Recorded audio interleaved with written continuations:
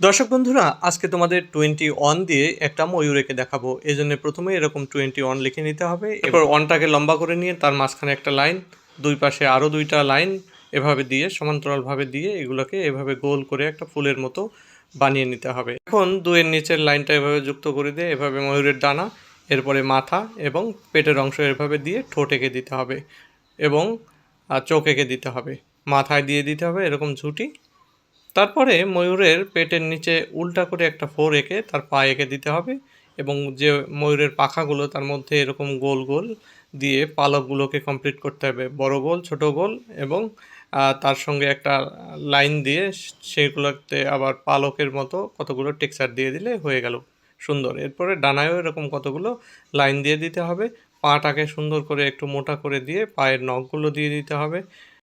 এরপর সুন্দর করে রং করে দিতে হবে। তোমাদের ভিডিওটি কেমন লাগলো কমেন্টে জানাবো।